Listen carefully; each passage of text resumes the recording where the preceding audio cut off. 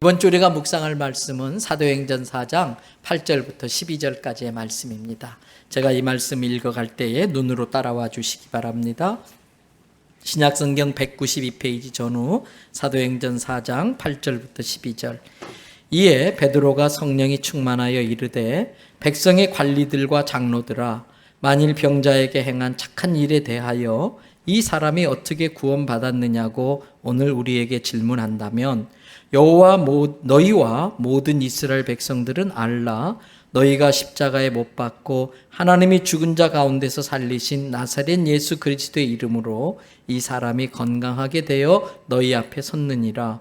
이 예수는 너희 건축자들의 버린 돌로서 집 모퉁이의 머릿돌이 되었느니라. 다른 이로서는 구원을 받을 수 없나니 천하 사람 중에 구원을 받을 만한 다른 이름을 우리에게 주신 일이 없음이라 하였더라. 아멘. 할렐루야.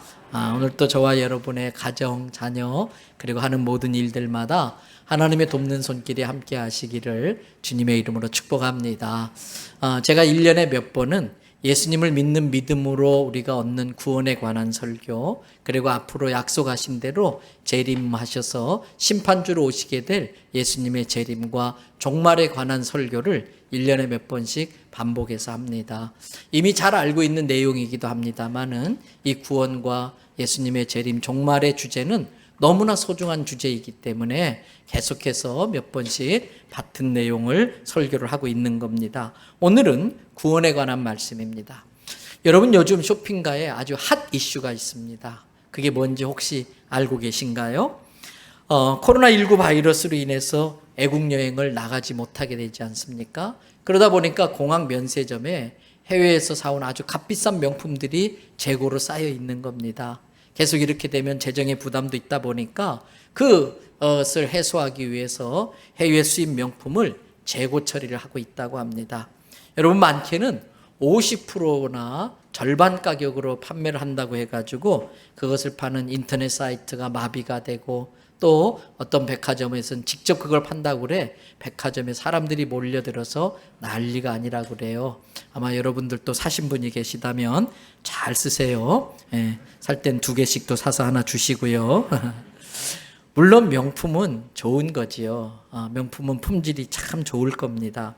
그러나 품질만 좋다고 그래서 그렇게 비싼 가격에 팔릴 수 있는 건 아닐 것입니다. 여러분, 명품이라고 할 때 그 명자가 한자로 어떤 글자인지 아시지요? 성명 할 때 그 명자의 이름 명자입니다. 그 명품은 바로 그 이름값 때문에 비싸게 이렇게 팔리고 있는 것입니다. 그런데 여러분, 명품에는요 반드시 짝퉁이 있더라고요. 명품이기 때문에 짝퉁이 있는 겁니다. 명품이 아니면 짝퉁이 생기지도 않는 것입니다. 그래서 그 짝퉁 때문에 가끔 오해가 생기는 경우들이 있어요. 어떤 오해일까요? 어떤 사람은 정말 비싼 명품을 입고 오셨는데도 짝퉁으로 아는 사람들이 있더라고요. 또 어떤 사람은 짝퉁을 입고 왔는데 요즘 애들 말로 말하면 진가리, 찐이라고 그렇게 정품으로 아는 사람들도 있어요. 오늘 제가 여기서 여러분들을 딱 보니까 제 눈에는 이 자리에 있는 여러분 모두가 다 무엇을 걸치고 오셨든 명품으로 보여요. 네, 아멘 하신 분만. 그 이유는 아마 여러분들이 여러분 자체가 명품이기 때문에 그럴 겁니다. 해마다 포브스 같은 경제 전문지에서 발표하는 기관마다 조금씩 다르긴 합니다만, 가장 브랜드 가치가 높은 세계적인 기업 중에서 그 브랜드 가치를 순위를 매겨서 발표를 합니다. 지난 2019년 1월 발표 기준으로 전 세계 브랜드 가치가 가장 비싼 기업은 좀 해마다 구글이나 아마존이나 애플이나 이런 것들이 왔다 갔다 하긴 합니다만, 이번에 발표된 내용을 보면 자산 가치 243조 3,200억 원으로 아이폰을 만드는 애플이라는 회사가 1위를 하고, 그 뒤를 이어서 구글이라는 회사가 있었어요. 우리나라 삼성이라고 하는 회사는 자산 가치가 67조 9,400억 원으로 코카콜라에 이어서 6위를 하고 있더라고요. 근데 여러분, 쭉 이렇게 1등부터 10등 또는 1등부터 100등까지 발표를 하고 있는데, 이 발표에서 빠진 이름이 있더라고요. 유명한 브랜드는 대부분 그 물건을 디자인하거나 그 물건을 만든 사람의 이름으로 그 이름을 붙이고 있지요. 샤넬이나 구찌 이거 다 그 디자이너나 제작자의 이름이에요. 근데 이들의 이름과 비교할 수 없는 최고의 네임 브랜드가 있습니다. 이들의 이름과 비교할 수 없는 최고의 명품 네임 브랜드 상표가 있어요. 그것은 바로 저는 하나님 표라고 믿습니다. 하나님 표라고 믿습니다. 사랑하는 대연성결교회 성도 여러분, 이 자리에 계신 여러분들은 창세기 1장 1절을 믿는 줄로 믿습니다. 창세기 1장 1절을 믿기 때문에 이 자리에 있는 것입니다. 우리 다 같이 함께 이 창세기 1장 1절을 믿음으로 한번 선포해 보실까요? 태초에 하나님이 천지를 창조하시니라. 인간은 생명을 창조할 수 있는 능력이 없습니다. 이미 창조되어진 생명을 부모로부터 물려받았고요. 우리는 그 생명을 잘 간직했다가 자식에게 물려줘야 됩니다. 근데 이 생명이 어떻게 생겨났나? 물려온 그 과정을 거꾸로 되짚어 보면은 생명의 시작이 있을 텐데 우리 기독교인들은 그 생명의 시작을 창세기 1장 1절에 두고 있는 것입니다. 그것을 믿는다고 하면은 하나님이 태초에 하나님이 천지를 창조할 때에 그 천지 속에는 저와 여러분도 들어가 있습니다. 그렇다면 우리 이 자리에 계신 한 분 한 분은 하나님이 디자인하신, 하나님이 만드신 하나님표 작품인 줄로 믿습니다. 그런 점에서 제가 앞에서 여러분들이 다 명품 같은 명품으로 보여진다고 하는 거에 바로 그런 의미인 것입니다. 명품을 걸쳐서 명품 인간이 아니라 명품을 거치든 때로는 짝퉁을 걸쳤든 예수님을 믿고 하나님의 자녀가 되었다는 그 자체만으로도 우리는 명품 인간이 된 줄로 믿습니다. 전에 다른 교회 어떤 성도 한 분이 제 설교에 은혜를 받았다고 제게 아주 값비싼 만년필을 선물을 해 주셨어요. 하얀 이렇게 뭐 마크가 있는. 저는 그게 그렇게 비싼 줄 그때까지 몰랐었어요. 그리고 저는 만년필을 잘 쓰지 않는 타입이라서 그분에게 좀 양해를 구하고 제가 필요한 품목으로 좀 바꿔도 되겠느냐 그 양해를 구하고 백화점에 그걸 바꾸러 갔어요. 제가 가져갔더니 그 직원이 보자마자 손에 흰 장갑을 끼더라고요. 그리고 그 만년필을 이리저리 딱 보더니 바꿔줄 수 있겠다고. 그러면서 이건 비싼 명품 만년필이라 기스가 날까봐 흠이 날까봐 그렇게 장갑을 끼고 다룬다는 거예요. 그런데 아십니까? 사랑하는 대연성교회 성도 여러분, 지금 바로 여러분 곁에 계신 분이 그렇게 소중하게 다뤄야 될 명품이십니다. 서로 한번 보고 인사하겠습니다. 미처 몰라봤습니다.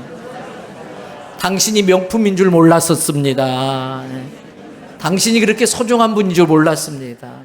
남의 여자 보지 말고 자기 여자 보고 하세요. 남의 남편 보고 자고 그러지 말고. 자, 각각 부부끼리 앉았으면 특권을 누리셔야 돼. 서로 마주 보시고 당신이 그렇게 소중한 분인 줄 몰랐습니다.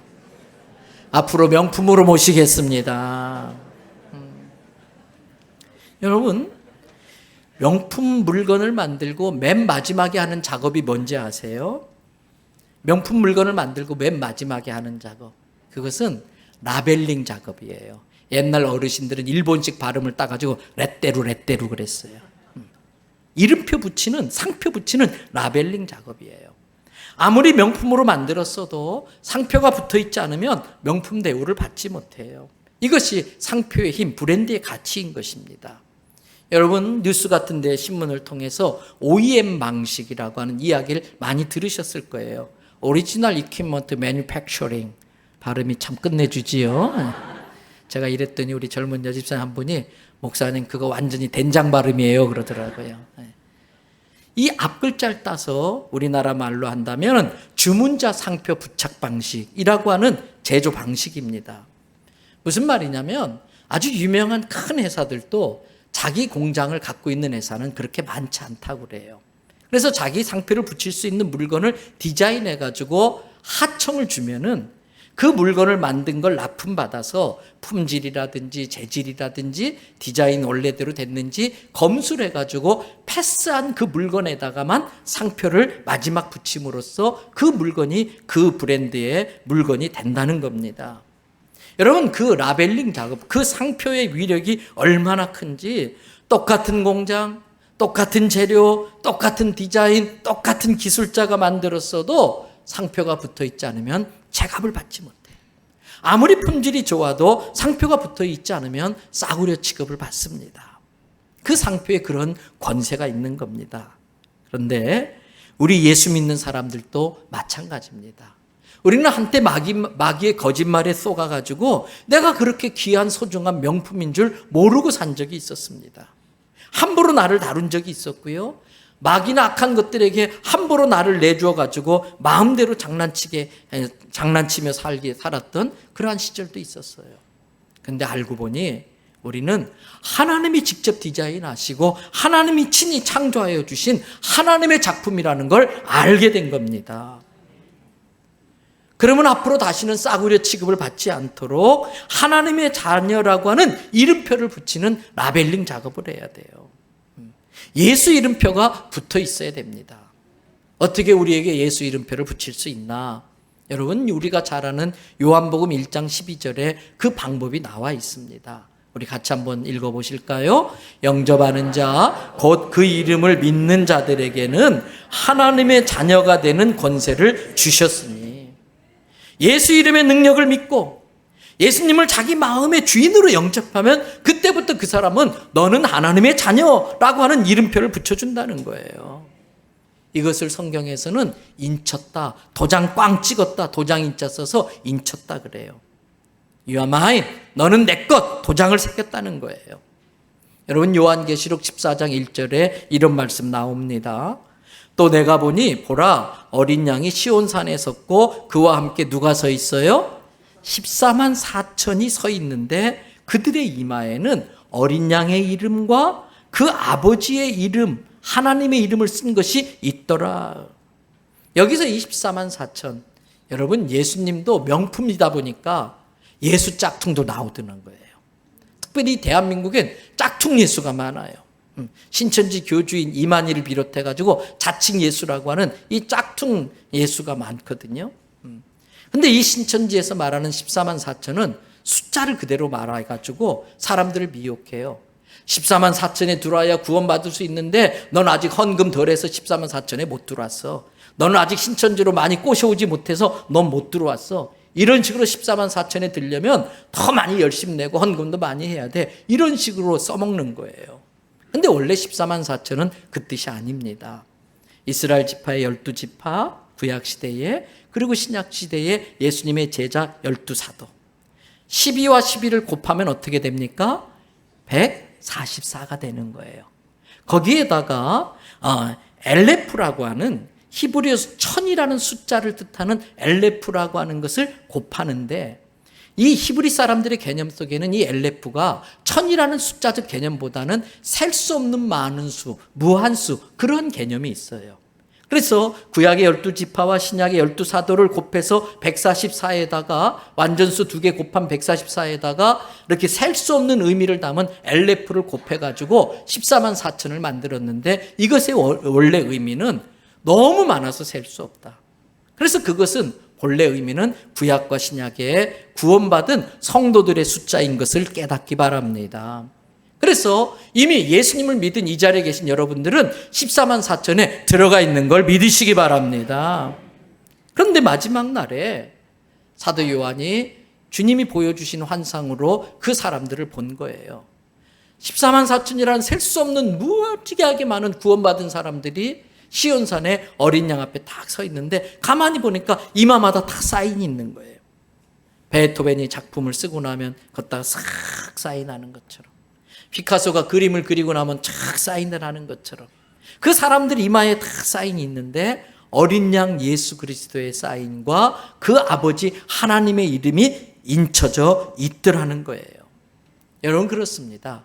그 하나님의 사인 때문에 우리가 비록 명품을 걸치지 못한다 할지라도 예수 그리스도를 영접하는 순간부터 우리는 하나님의 작품, 하나님의 명품이 되는 줄로 믿습니다.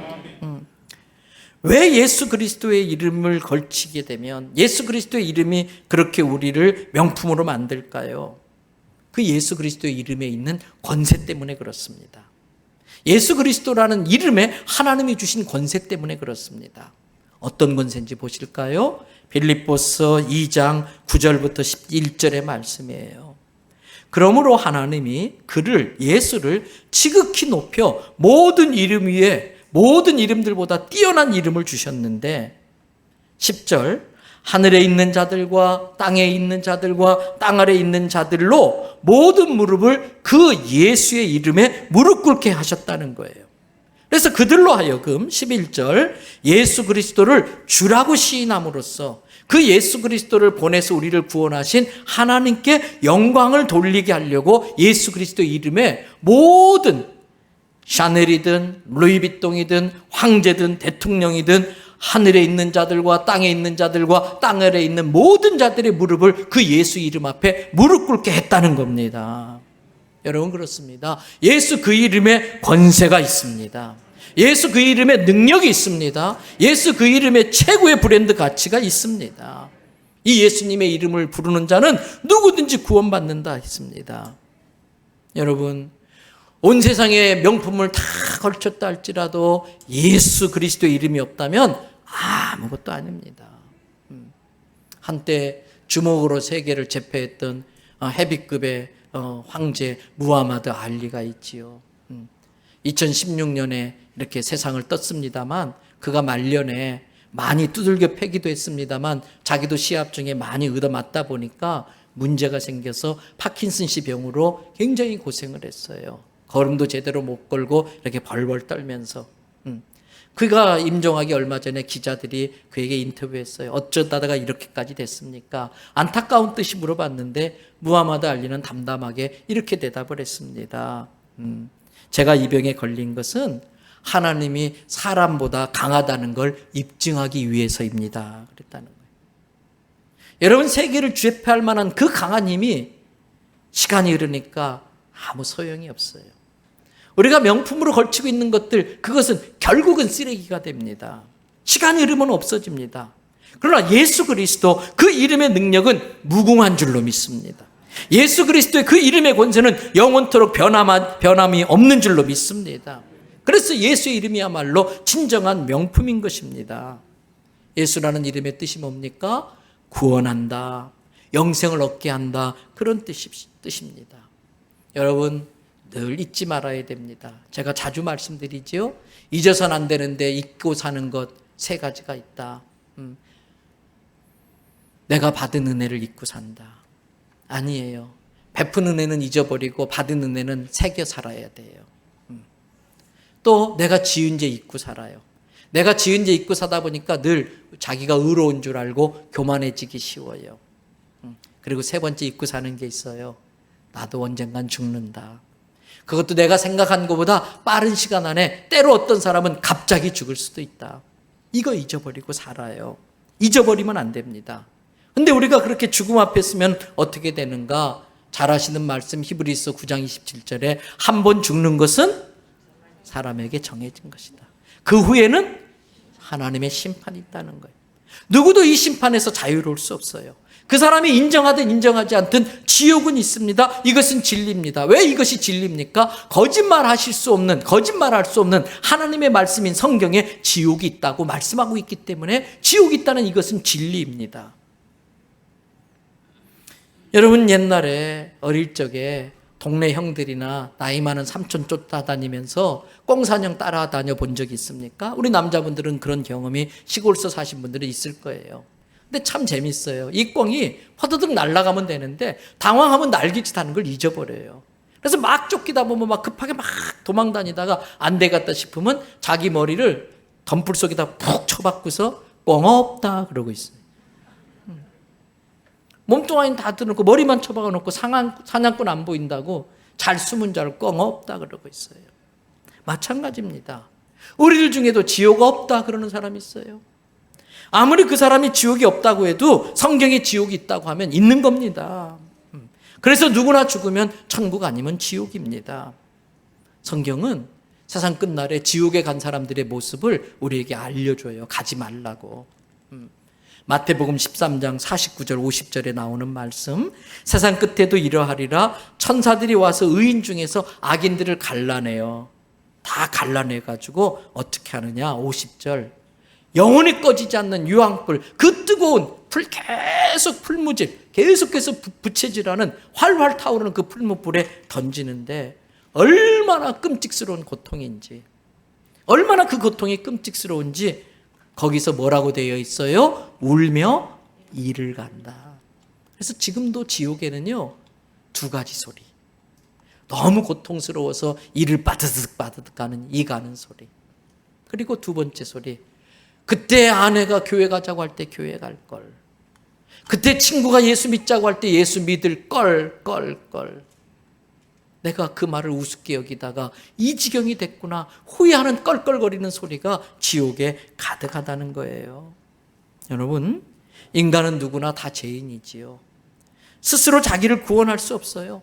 아무리 선한 사람도, 아무리 위대한 사람도, 아무리 깨끗하게 산 사람도 인간 스스로는 구원할 수 없어요. 왜? 정도의 차이만 있을 뿐이지 하나님이 볼 때는 다 거기서 거기에요.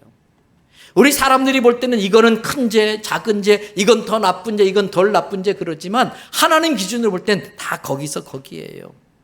그래서 어떤 사람이 나는 깨끗하게 살았어. 나는 이 흠밖에, 이 점밖에 없어. 나는 이것만 지워버리면 완전해질 수 있어. 그러면서 그걸 막 지웠다고 칩시다. 그런데 점점 더 검은 그 점이 커져요. 왜? 내가 저 사람보단 깨끗하게 살았지, 의롭게 살았지 라고 하는 교만의 죄가 그 사람을 점점 더 더럽게 만들기 때문에 하나님 앞에서는 절대 의로울 수 있는 사람이 없다는 겁니다. 여러분, 몇 년 전에 송도 앞바다에 새로운 명물이 생겼어요. 뭔지 아시지요? 케이블카가 생겼어요. 타보셨어요? 웬만하면 좀 타보세요. 네. 저도 객지에 외지에서 손님이 오시면 가서 모시고 가서 그걸 태워드려요.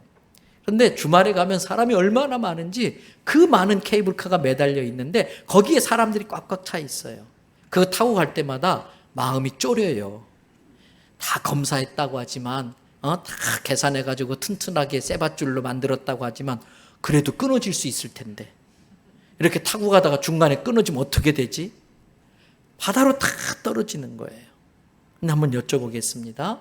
수 킬로의 이 쇠밧줄이 얼만큼 끊어지면 바다에 떨어질까요? 얼만큼 썩으면 바다에 떨어질까요?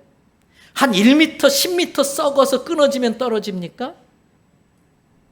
아니에요. 1cm만이라도 뭐 화학물질이 묻었다든지 녹슬었다든지 관리를 잘못했다든지 길게도 필요 없어요. 1cm만 썩어서 끊어져도 다 추락해요. 우리의 삶도 마찬가지예요. 아무리 내가 깨끗하게 살았다 할지라도 하나님의 눈에는 거기서 거기에요. 그래서 로마서 3장 12절에 뭐라고 그랬습니까? 모든 사람이 죄를 범하였음에 어떻게 됐다고요? 하나님의 영광에 이르지 못하나니. 하나님의 영광의 기준에 걸 만큼 의로울 수 있는 사람은 애시당초 세상에 없다는 겁니다. 율법을 온전히 지켜서 의로워질 수 있는 사람이 세상에 전에도 없었고 지금도 없고 앞으로도 없다는 거예요. 그래서 로마서 3장 10절에 의인은 없다니 아예 하나도 없다 그랬어요. 하나님의 기준으로 볼 때에 의인은 이 세상에 없다는 겁니다. 여기까지 읽으면 절망적이에요. 이것만 생각하면 절망적이에요. 그런데 로마서 3장 21절, 22절, 24절은 이렇게 이야기를 합니다. 이제는 지킬 수 없는 율법 외에 하나님의 다른 의, 하나님의 다른 구원의 방법이 나타났는데 실은 구약의 율법과 선지자들이 이 율법 외에 다른 방법을 지금까지 말했던 거다. 증거했던 것이다. 그게 뭐냐? 22절 곧 예수 그리스도를 어떻게 함으로? 믿음으로 말미암아. 율법을 지키지 못하는 것을 통해서 우리의 절망을 예수 그리스도를 믿는 믿음으로 말미암아 다시 희망으로 바꿔줬다는 거예요. 그 예수를 믿는 모든 자에게 미치는 하나님의 의는 차별이 있다 없다? 없다. 너는 1cm만 썩었으니까 천국 가고 너는 10m 썩었으니까 넌 지옥 가고 이런 차별이 없다는 거예요. 왜? 하나님이 보시기엔 그게 다 거기서 거기니까. 그래서 예수 그리스도를 통해 나타난 하나님의 의는 모든 사람에게 효력이 있는, 아무리 흉악한 죄를 지은 사람에게도 그 죄를 씻어낼 수 있는 능력이 있는, 차별이 없는, 구별이 없는 능력의 구원 방법이라는 거예요. 그래서 24절, 그리스도 예수 안에 있는 속량이 뭐예요? 죄를 씻어주는 것. 죄를 예수님의 보혈로 다 씻어주는 것. 그리스도 예수 안에 있는 속량으로 말미암아 하나님의 은혜로, 내가 잘나서가 아니라 전적으로 하나님의 은혜로 어떤 대가를 지불해서가 아니라, 헌금을 많이 하고 봉사를 많이 하고 그래서가 아니라, 뭐 없이? 대가, 값 없이, 값을 지불할 필요 없이 거저 하나님이 선물로 주셔서 의롭다함을 얻은 거예요. 내가 확보한 게 아니고, 내가 어떤 수고를 해서 내가 장만한 게 아니고, 하나님께서 거저 값없이 선물로 주셨습니다. 그렇습니다. 예수 그리스도 그 이름에 우리의 과거, 현재, 미래의 모든 죄를 용서하는 능력이 있는 걸 믿으시기 바랍니다. 예수 그리스도 그 이름에 죄인된 우리를 하나님 앞에서 의롭다고 인정받을 수 있게 하는 능력이 있다는 걸 믿으시기 바랍니다. 예수 그리스도 그 이름에 죄의 싹스로 주어지는 지옥의 형벌을 취소하게 만드는 능력이 있는 걸 믿으시기를 바랍니다. 예수 그리스도의 그 이름에 우리를 유혹하고 협박하는 모든 원수 마귀의 권세를 물리치는 능력이 있는 걸 믿으시기 바랍니다. 그러므로 예수 그리스도라고 하는 이름은 누구나 이 세상에 살아가는 동안에 반드시 한 번은 들어야 될 이름입니다. 예수 그리스도라고 하는 그 이름은 누구나 이 세상을 살아가는 동안에 반드시 믿어야 될 이름입니다.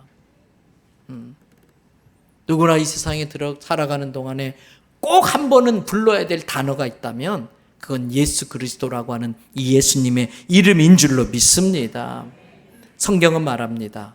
로마서 10장 9절부터 10절에 내가 만일 내 입으로 예수를 어떻게 하면 그분이 나를 구원하실 분이다. 주라는 건 구원하신다 그 뜻이, 구세주.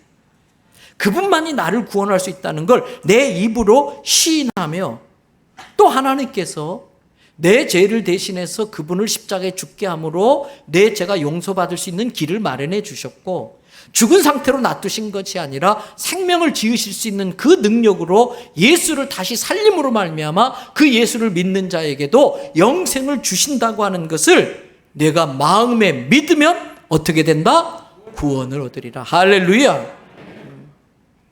10절, 이것을 사람이 마음으로 믿어서 하나님의 의에 이를 수 있고, 그 다음 마무리 도장 꽉 찍어야 되는데 입으로 시인해야 되는 거예요. 입으로 내 죄를 고백하고 입으로 예수 그리스도가 구세주라는 것을 시인하면 누구든지 구원에 이르는 걸 믿으시기를 바랍니다. 그래서 사도 바울은 로마서 10장 13절에 이렇게 말했어요. 다 같이 읽어봅니다. 누구든지 주의 이름을 부르는 자는 구원을 받으리라. 할렐루야. 지난날 그 사람이 어떤 죄를 짓고 살았더라도, 지난날 그 사람이 어떤 인생을 살았다 할지라도 지금 중요한 거예요. 지금 내가 예수님 앞에 내 죄를 회개하고 예수 그리스도를 나의 구주로 시인하고 예수 그리스도의 이름을 부를 때에 그 이름에 내 모든 죄를 씻어주시고 나를 구원하는 능력이 있는 걸 믿으시기를 바랍니다. 오늘 본문의 배경을 잘 아실 거예요. 베드로와 사도 요한이 성전에 기도하러 올라갑니다. 근데 성전 입구에 날 때부터 안진뱅이가 되어서 남에게 구걸을 하며 살아가는 거지가 구걸을 하고 있었어요. 한 푼 줍시오, 한 푼 줍시오. 베드로와 요한이 그냥 지나갈 수가 없었어요. 그 거지 앞에 섰습니다. 그랬더니 거지가 눈을 둥그렇게 뜨고서 도대체 이 사람들은 나한테 얼마를 줄까? 참 얼굴에 사랑이 많게 생겼는데 분명히 금화 한 입을 줄 수도 있을 거야. 기대를 하고서 쳐다봐요. 근데 베드로가 그때 유명한 말을 하지요. 사도행전 3장 6절의 말씀. 베드로가 이르되, 우리 다 같이 한번 읽어볼까요? 은과 금은 내게 없거니와 내게 있는 이것을 내게 주노니 나사렛 예수 그리스도의 이름으로 일어나 걸으라. 나는 네가 원하는 돈은 줄 수 없다. 나는 네가 명품을 살 수 있는 그 돈은 내게 없다. 그러나 너를 병들게 하고 너를 걷지 못하게 하는 그 어떤 병마도 벌벌 떠나게 만들 수 있는 예수의 이름이 내게 있으니 내가 지금 그 예수 이름으로 내게 명하노라. 일어나 걸어라. 그 다음 어떤 일이 벌어졌는지 성경은 마치 9시 뉴스처럼 우리에게 생생하게 전하고 있습니다. 여러분 이어서 보십시오. 사도행전 3장 7절부터 10절. 그렇게 선포하고 베드로가 그 안진뱅이 된 거지의 오른손을 잡아 일으켰더니 발과 발목에 힘이 들어가고요. 8절 그가 갑자기 생전 처음 뛰어 서서 걸으며 그 다음 중요해요. 어떻게 됐어요? 그들과 함께 성전으로 들어갔어요. 성전 문 앞에서 세상의 은과 금을 구하는 사람들이 많아요. 교회 나오지만 천국과 상관없고 영혼 구원과 상관없고 자기 어떤 개인적인 이익으로 나오는 사람은 여전히 성전 문 밖에 있는 사람들이에요. 근데 그 사람들에게 예수가 누군지를 바로 깨우쳐서 성전 문 밖에 있는 사람도 성전에 우리와 함께 들어와서 진정으로 주님을 경배하고 찬양하는 예배자로 만들어야 할 줄로 믿습니다. 여러분 9절 모든 백성이 그 사람 때문에 어떻게 했어요? 하나님을 찬송했어요. 나 때문에 하나님 영광 받으시게 되길 바랍니다. 10절 그가 본래 성전 미문 앞에 앉아서 구걸하던 거지인 걸 알고 있던 사람들이 그에게 일어난 일로 인해서 깜짝 놀란 겁니다. 여러분 예수 그리스도의 이름에 능력이 있음을 믿고 베드로와 요한처럼 우리도 선포할 수 있게 되기를 바랍니다. 예수님의 이름은 온 땅에 선포되어져야 됩니다. 예수의 이름이 선포될 때 그 이름의 능력이 나타나는 거예요. 아무리 예수 그리스도의 이름에 능력이 있다 할지라도 믿음으로 선포되기 전에는 그 능력이 임하지 않는 것입니다. 여러분 이 사람이 벌떡 일어나서 저렇게 뛰는 걸 보면서 사람들이 놀라면서 도대체 어떻게 이런 일이 일어날 수 있지? 이 능력이 도대체 어디서 온 것이지? 베드로에게 물어봤어요. 그때 베드로가 내가 이런 사람입니다. 내가 기도하면 일어나요. 내 말 한마디면 다 돼요. 그렇게 하지 않았어요. 안타깝게도 오는 날 목사님 중에도 그렇고요. 저도 그렇고요. 자칫 잘못하면 그렇게 되기 쉬워요. 주님이 일하셨는데 마치 자기가 한 것처럼 주님이 받을 영광을 다 가로채요. 교회를 위해서 헌신하고 봉사하는 건 너무 감사합니다. 근데 이름도 없이 빛도 없이 하십시오. 아멘 절대 안 하시네. 오직 하나님의 영광만 위해서 하시기를 바랍니다. 베드로에게 물었어요. 근데 베드로가 3장 14절부터 16절 보세요. 너희가 거룩하고 의로운 이 예수님을 말해요. 그 예수님이 이 땅에 빛으로 왔는데 그 빛 대신 예수를 거부하고 그 생명 대신 예수를 거부하고 도리어 사람들을 살인한 바라바를 놔두려고 하고 예수를 십자가에 못 박아 죽였다. 15절 그런데 그분이 생명의 주였다. 너희는 그 생명의 주를 못 박아 죽였지만 그러나 하나님이 생명을 주관하시는 분이기 때문에 죽은 자 가운데서 그를 살리셨는데 우리가 부활하신 주님을 만난 증인이다. 그러면서 15절 그 이름을 믿음으로 우리가 그 부활하신 예수 이름을 믿었더니 그 이름의 능력이 너희가 보고하는 나면서부터 안진뱅이 된 이 사람을 이렇게 멀쩡하게 성하게 했다. 예수로 말미암아 난 믿음이 너희 모든 사람 앞에서 이같이 완전히 낫게 하였느니라. 여러분 그 말을 들은 사람들이 깜짝 놀라는 거예요. 왜 놀란지 아세요? 우리가 죽인 예수의 이름으로 이런 능력이 나타나다니. 아니 우리가 그런 예수를 죽였다니. 그러면서 막 너무 미안해하고 너무 원통해. 왜? 우리는 단지 대제사장들과 서기관들이 그렇다고 해서 그런 줄 알고 예수를 돌로 던지고 예수에게 침뱉고 예수를 못 박아 죽였는데 저분이 바로 구세주라니. 그러면서 막 안타까워하는 거지요. 그날에 자기들의 한 짓을 회개하고 또 이 안진뱅이가 낫는 것을 보고서 예수님을 믿기로 작정한 사람이 사도행전 4장 4절에 보니까 여자들은 숫자에 세지도 않았더라고요. 남자들만 몇 명이라고 되어 있어요? 5,000명이나 되더라. 그런데 여러분 그렇게 많은 사람이 회개하고 예수님께 돌아오는데 그때 마음이 불편한 사람들이 있었어요.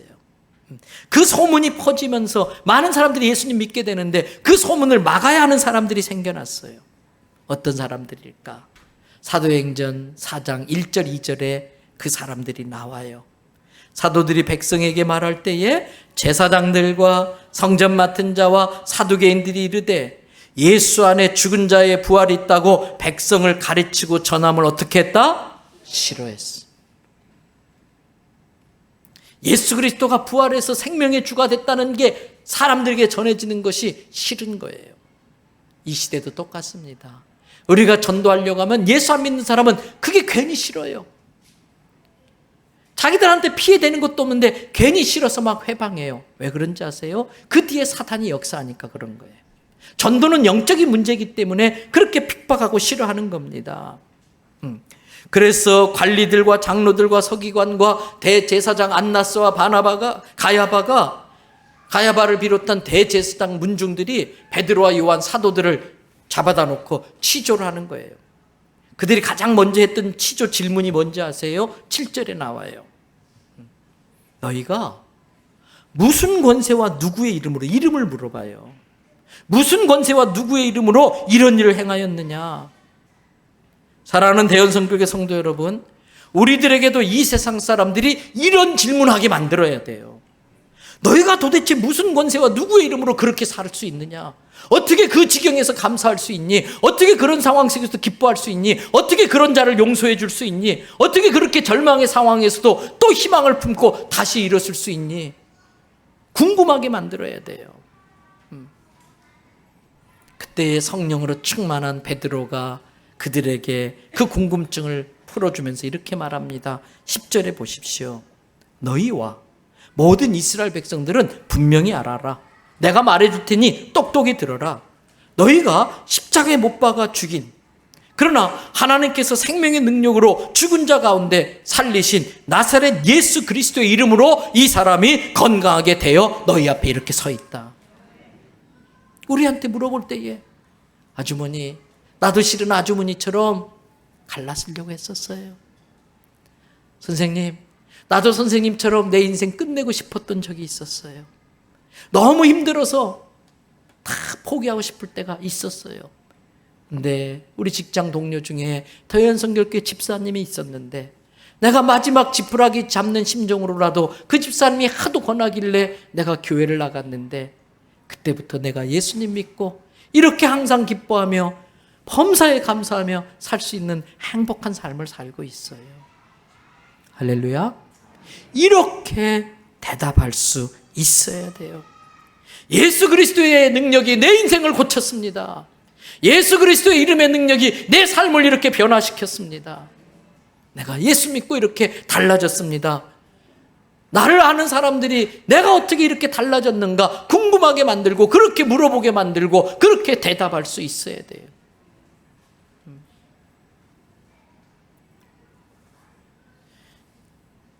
여러분, 그러면서 사도 바울은 영원히 변할 수 없는 진리를 이야기합니다. 그게 사도행전 4장 12절이에요. 영원히 변할 수 없는 진리. 다른 이로서는 구원을 받을 수 있다 없다? 없다. 왜냐하면 천하 사람들 중에 예수라는 이름 외에 사람을 구원할 수 있는 그 이름을 하나님이 준 적이 없기 때문이라는 거예요. 다른 이로서는 구원을 받을 수 없다. 여기에서 오늘 설교 제목이 나왔습니다. 오늘 설교 제목이 뭡니까? 유일무이. Only one. 오직 하나. 둘은 없다. 여러분 그렇습니다. 다른 이름으로는 구원받을 수 없습니다. 오직 예수의 이름으로만 구원받는 줄 믿습니다. 한마디로 말하면 오늘 대집편에 매달마다 이 강단 데코를 우리 성도님 몇 분들이 또 봉사하면서 바꾸는데 이번 달은 박윤정 집사님이 했어요. 예쁜 꽃을 가지고 신앙 고백을 했어요. 다 같이 한번 읽어봅니다. 오직 예수. Only Jesus. 오직 예수. 유일무이한 구원의 길. 유일무이한 구원의 진리. 예수밖에 없습니다. 초대교회 성도들에게 이 예수 이름은 절대적이었습니다. 그들은 어디를 가든지 예수 이름을 빼놓고는 할 말이 없는 사람들이었습니다. 그들은 모일 때마다 예수 그리스도의 이름을 찬양했습니다. 그들은 모일 때마다 아파트 장사하는 이야기하지 않았어요. 명품 이야기하지 않았어요. 내가 똑똑해서 백화점 가서 얼마나 싸게 이 좋은 물건 샀다 그런 이야기하지 않았어요. 그들은 모일 때마다 주식값 올라갔다 내려갔다 그런 이야기하지 않았어요. 그들은 오직 모일 때마다 예수의 이름을 찬양했어. 만나는 사람마다 예수님을 증거했어. 위협을 당하고 핍박을 만날 때마다 예수의 이름으로 기도하면서 싸워 이겨냈어요. 병자를 앞에 놓고 예수 그리스도의 이름으로 그들을 일으켰고요. 귀신들과 악령의 역사 앞에서 예수 그리스도의 이름으로 영적 전쟁에 승리했고요. 그들은 예수 그리스도의 이름으로 세상을 정복했습니다. 오직 예수입니다. 말씀 마칩니다. 인도 선교사로 평생을 사셨던 스탠리 존슨 선교사님이 89세 나이에 뇌졸중으로 쓰러졌어요. 여러분 89세의 뇌졸중이면 어떤 상황인지 아시겠지요. 그가 반대했지만 사람들이 억지로 이 스탠리 존슨 선교사님을 본국으로 데리고 가서 보스턴의 한 병원에 입원을 시켜놓고 치료를 합니다. 근데 이 스탠리 존슨 선교사는 자기를 치료하러 들어오는 모든 의료진들에게 간곡히 부탁합니다. 의사 선생님, 저에게 이렇게 말씀 좀 해주세요. 나사렛 예수 그리스도 이름으로 명하노니 스탠리 존스야, 일어나라. 처음에 의사들은 이분이 나이가 많으니까 노만기가 있나 보다, 치매기가 있나 보다 우습게 듣고 그렇게 하지 않았어요. 근데 너무나 간곡하게, 너무나 진지하게 부탁하니까 의사도 간호사도 이 스탠리 존슨 선교사를 치료하러 들어올 때마다 시키는 대로 해줬습니다. 나사렛 예수 그리스도 이름으로 명하노니 스탠리 존스야, 일어나 걸어라. 그때마다 존슨 선교사는 아멘, 아멘, 아멘 한 거예요. 여러분, 그렇게 하고 6개월 만에 이 스탠리 존슨은 병상에서 벌떡 일어납니다. 그리고 내가 평생을 바쳤던 선교지에서 내 삶을 마치겠다고 90세의 나이에 다시 선교사로 재파송을 받습니다. 여러분, 그렇습니다. 예수 그리스도 그 이름에 능력이 있습니다. 병든 사람 있으면 아주 단순하고 담백한 믿음으로 선포하시기 바랍니다. 나사렛 예수 그리스도의 이름으로 명하노니 건강해질지어다.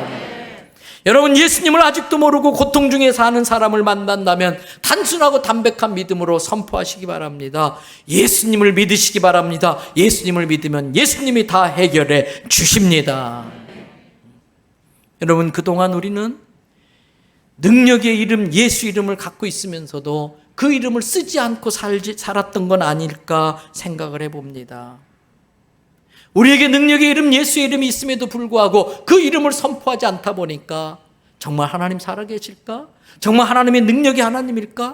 내가 이렇게 기도한다고 될까? 의심하면서 기도하고 의심하면서 신앙생활했던 건 아닌가 생각을 해봅니다. 여러분, 영혼 구원하는 것은 사단에게 빼앗겼던 영토를 회복하는 일입니다. 저는 우리가 살고 우리나라가 사는 길은 이 길밖에는 없다고 믿습니다. 재난지원금을 주고 복지정책을 개발하고 또 교육을 시키고 아무리 그러한다 할지라도 사람이 중요해요. 사람이 변화되지 않으면 다 모든 제도가 법이 소용이 없어요. 우리 대한민국이 살 길은 우리가 예수 그리스도를 전할 때에 예수 믿고 사람들이 변화되면 이 나라는 소망이 있는 줄로 믿습니다. 그러므로 지금 한국 교회가 할 일은 불신자를 전도하는 전도의 능력을 회복하는 거예요. 지금 한국 교회가 할 일은 때를 얻든지 못 얻든지 강권하여 내 집을 채우라고 하는 영혼 구원하는 일에 올인해야 할 줄로 믿습니다. 여러분, 하나님께 축복받는 삶 사시기 바랍니다. 축복받는 비결은 딴 데 있는 게 아니에요. 하나님이 가장 기뻐하는 일, 하나님이 가장 원하는 일, 영혼을 구원하는 일에 내가 헌신할 때에 그 영혼 구원하는 일 감당하라고 건강도 주시고 물질도 준다는 걸 믿으시기를 바랍니다. 저는 우리 교회가 은과 금은 있는데 은과 금이 있어서 이번에 에어컨 1, 2층 다 새로 교체했어요. 시원하게 예배드리라고. 코로나 기간 동안에 페인트 새로 다 칠했어요. 은과 금이 있으니까 했어요. 그런데 여러분, 우리 교회가 혹시라도 은과 금은 있는데 예수 그리스도의 이름을 잃어버린 교회가 되지 않을까, 그 두려움이 있어요. 하나님의 은혜로 축복받아서 이 교회가 이렇게 은과 금은 있는데 안진뱅이를 일으킬 수 있는 예수 그리스도의 이름의 능력을 잃어버린 교회가 되지는 않을까 하는 두려움이 있어요. 여러분, 저는 우리들이 예수 믿으세요, 단순하지만 이 말을 최선을 다해 선포하는 성도 되기를 축복합니다. 우리는 예수 그리스도의 이름으로 사는 사람들이에요. 그래서 이 세상은 우리들 보고 그리스도인이라고 불러주고 있어요. 그리스도인이라는 이 말을 들을 만한 자격을 갖추는 성도와 우리 교회가 되기를 바랍니다. 예수 그리스도 그 이름만이 모든 영혼을 천국으로 인도할 수 있는 유일무이한 이름, 유일무이한 이름. 예수 그리스도 그 이름만이 우리를 살려주는 유일무이한 이름인 걸 믿으시기를 바랍니다.